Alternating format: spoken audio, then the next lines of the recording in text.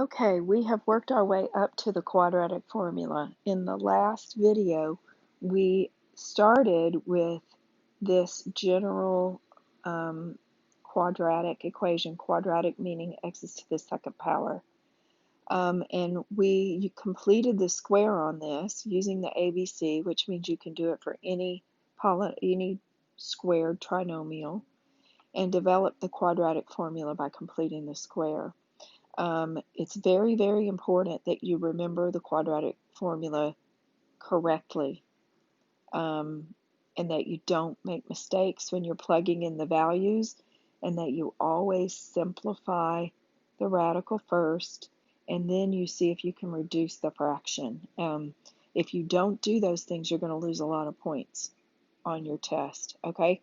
Homework, the remainder of the homework for 1.5 is 65 through 73 and 83 through 107. I only ever ask you to do the odd problems because the answers are in the back of the book. And I want you to work a problem and check your answer before you move on to the next problem. If you get it wrong, you redo it. If you get it wrong again, look through the notes, look through the section, look at the examples in the book, then try it again. If you just can't get it, you ask me about it, okay? All right, here we go. Best way to do, by the way, asking me is to start off by sending me a picture of your work so that I can see what you're doing and I can help you figure out where you're making your mistakes. Okay, I want to preach a little bit about the quadratic formula. The most common mistakes that I find, please pay attention. Number one mistake that I see, negative b does not mean that this is always a negative number. B could be negative. This just means the opposite, okay? This could be minus 3x right here. That would be plus 3 right here. You're just finding the opposite of B. Next, most common mistake. This is plus or minus. You have to have both, plus or minus. The next most common mistake, B squared is always a positive number. No matter what B is, when you square it, you get a positive. Squares are always pluses. The next most common mistake is the A times C here. You're subtracting. If A or C happen to be negative numbers, you've got to plug those minuses in here. And remember, a minus times a minus is a plus. Make sure that you're very careful with your signs right here. And last, the next most common mistake, this is the whole thing over 2a, not just the radical part. It's the whole thing over 2a. So every time you do the quadratic formula, I want you to say it out loud. Negative b plus or minus the square root of b squared minus 4ac all over 2a. Get it down. Say it over and over and over again. When you lay your head on the pillow at night, you should be saying negative b plus or minus the square root of b squared minus 4ac all over 2a. Get the rhythm. Nod your head while you're doing it. Make up a dance or something. Do anything you can possibly do to help you remember this thing. And then you practice it and you simplify that radical, and then you see if you can factor something out of the top to reduce the fraction to lowest terms. All right, let's do some examples. First, we have x squared plus 5x plus 2. What's a? A is in front of the x squared, so that's a 1.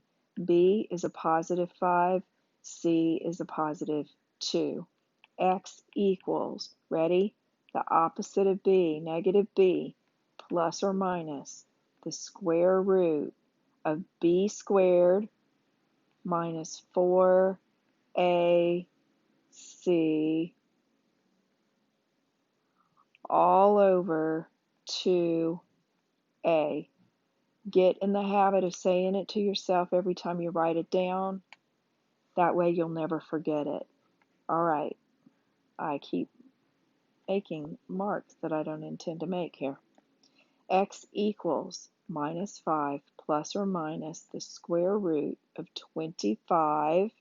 Now we look at this bit right here. Positive or negative? There's only one minus sign, so it's negative. Multiply 4 times 1 times 2 all over the bottom. Positive or negative? Positive 2. Negative 5 plus or minus the square root of 25 minus 8 is 17. 17 is a prime number, so your root can't be simplified. 5 can't be divided by 2. You're done. This is as simple as it gets. Circle your answer and move to the next problem. Okay, next problem. We have an issue. Anytime you're doing these problems, it has to be equal 0 and it has to be in descending powers. X squared, x, constant equals 0. That's not what I have in this problem. So I have to rewrite with the x squared term, the x term, and then I have to subtract the 2 from both sides and equal 0. Now I have a is 5, b is 1, c is negative 2. Be careful when you're plugging this in. X equals, the opposite of b would be negative 1, plus or minus the square root. B squared is 1, minus 4. A is 5. C is negative 2. Don't forget the sign. All over 2a. So my denominator is 10.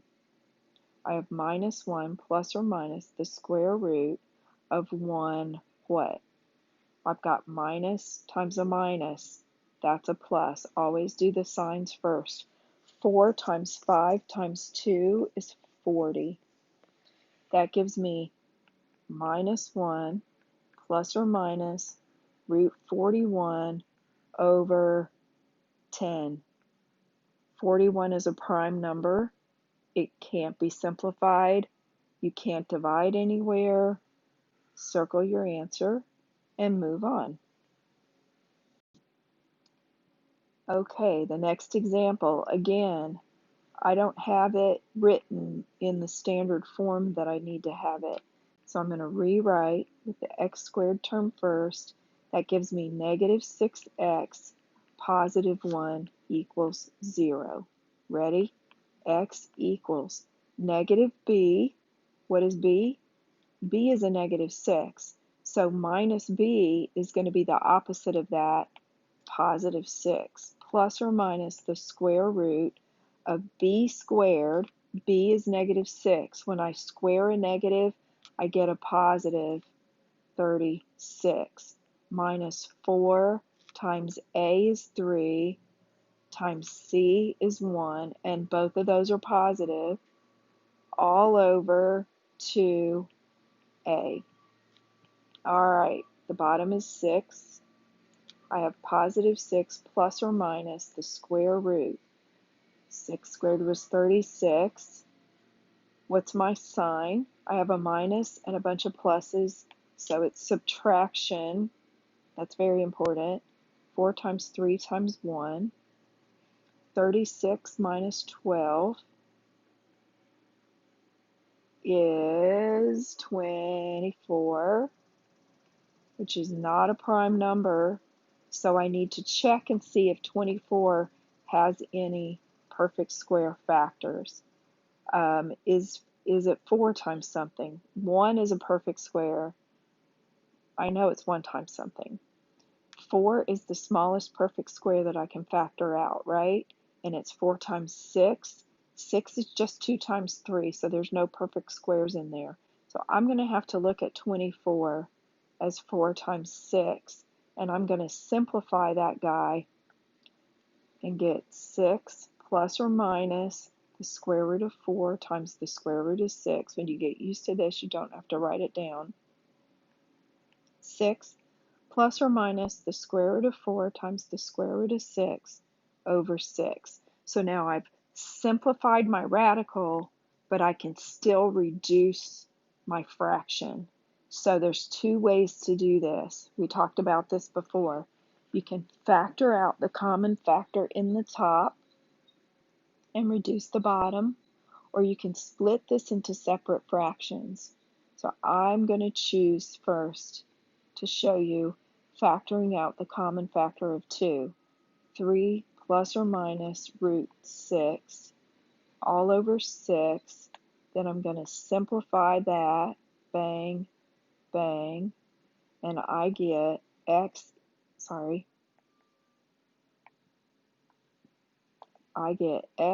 equals 3 plus or minus square root of 6 over 3. Perfectly acceptable answer. But now let's move way over here and take the answer that I had right here and split it up into 2 different fractions. The thing in front, the plus or minus, and the thing in back of the front plus or minus, both being divided by 6, and see what happens. I have 6 divided by 6 plus or minus 2 square roots of 6 divided by 6. Reduce each of those fractions. I get 1, 6 over 6, plus or minus 2 on top, 3 on the bottom, 6 on the bottom. They cancel, and I get that. Now, both of these answers are acceptable. It's up to you which one you want to do. I think this guy looks nicer, even though some of you are going to want to mark out the 3 and the 3. Some of you marked out the 6 and the 6 right here. I tell you what, if you do that on the test, I'm going to climb through the Zoom line or whatever and smack you. Don't do that. You can't cancel these 6's. Why not? Why not? Why? Because you're adding on the top. You can't cancel unless you're multiplying. This is adding and subtracting. Do you see right here how I canceled the 2? But you see how the 2 is touching the parentheses. This is multiplication. By the way, canceling is division, right? I divided the top and the bottom by 2. So just like getting a common denominator, when you multiply the top and the bottom by the same thing, you can also divide the top and the bottom by the same thing. That's what canceling is. And I can't cancel unless I had multiplication. So the 2's touching the parentheses. That means that I can divide it out. You cannot cancel across addition or subtraction. So don't be doing that. Don't be doing that. Both of these are acceptable, and you see how to get there. One more example. This is already in descending powers, and it's good to go. X equals the opposite of b plus or minus the square root. 11 squared is 121. Minus 4, a is 2, c is negative 6, so watch it. All over 2, a is 2. So negative 11 plus or minus the square root of 121. Minus times a minus is a plus. 4 times 2 times 6 is 48. All over 4. Now I know at this point I'm not going to be able to factor and cancel anything because 11 is prime number. You can't factor anything out of that. Underneath the radical here, 121 plus 48 is 169 over 4. But wait, there's more. 169 is 13 squared. Minus 11 plus or minus 13 over 4. Do not leave your answer like that. You can add 13 and you could subtract 13. So we're going to do that. Negative 11 plus 13 is going to give me 2. Whoops. Sorry about that. Hit the wrong button. Negative 11 plus 13. Negative 11 minus 13 is negative 24. Do not leave your answer like that. Always reduce fractions to lowest terms. 1/2 and -6. And by the way, the stuff under the radical is called the discriminant, and it tells you what your answers are going to be like, right? Once you get the number under here, if you get a perfect square, you're going to get a real number answer, right? A rational number, not square root of 2 or something like that. You're going to get a number. And that plus or minus that means you're going to get 2 answers and they're rational. If this is positive under here, all of the ones we've done so far are positive. If this was positive, you're going to get 2 answers and they're going to be real numbers.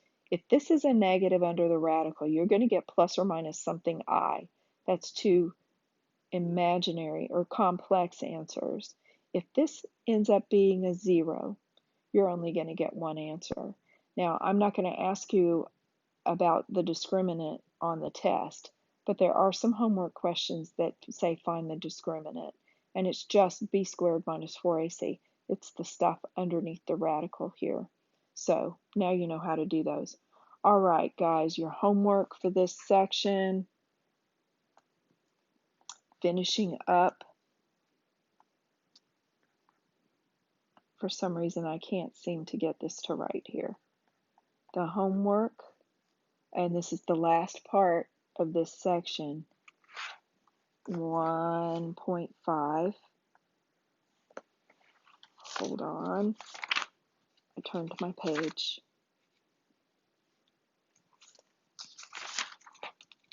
Wait for it.